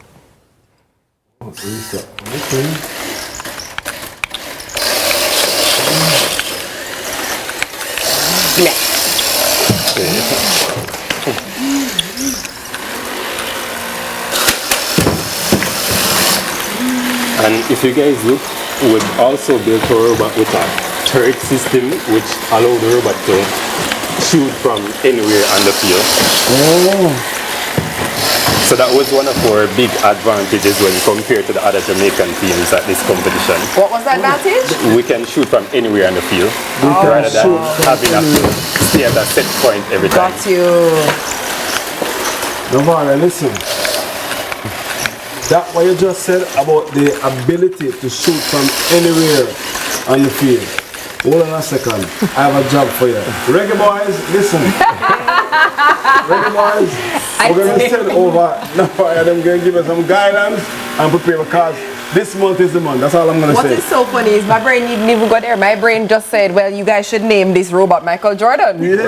Actually, we have a funny name with an actual funny backstory. So the robot name is Bob, and Bob stands for built on budget. Oh, Michael Bob Jordan can shoot from anywhere in the field.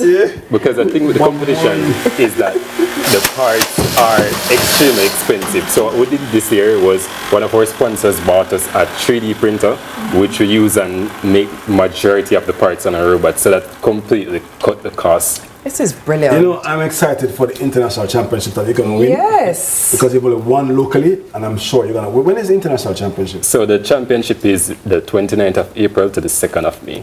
So Shemoy, now that you guys, obviously you've won, the robot does what it does. Do you make any tweaks or improvements, or do you just leave it as it is because it's already where you need it to be? We're most definitely making tweaks because the reality is we're trying to be as competitive as possible on the international stage. So there are a few things we've been upgrading so far. We've been successful with some, and the others we're trying to get the parts to get them done. Okay. Tell me, each of you, what are you most looking forward to for the competition? Well, I'm looking forward to winning another award from the competition and also to interact with different backgrounds. Nice. I'm looking forward to winning the International Dean's List during the competition. And overall winning the competition. Something. I'm looking towards being able to compete with other robots and find out how they work, and also being able to travel to Texas, going overseas. You know, I say everything is bigger in Texas. Yeah. So are you going to order a big burger, ribs? Most definitely. I'm excited for you, and I'm confident that you're going to do extremely well. We're going to be interviewing you when you get back to talk about winning the international championships. Definitely. Brilliant stuff. Listen, our guests, Shemoy Weller, Nevario Gordon, Aaliyah Berry, and Dijon Simmons. We're just going to say it here from now. You're looking at the winners. They're already winners, but they're going to be winners again. Yeah? IT, what are we going to tell the people? WRAP. What IT said. It's been a wonderful Wednesday. Thank you so much for joining us here on Sunrise. Remember, keep the comments, the posts, the shout-outs, all of that happening on our Instagram page at CVM_television. Catch up on your favorite segments on YouTube. You guys know the drill. I remember, whatever you do, remember God without man is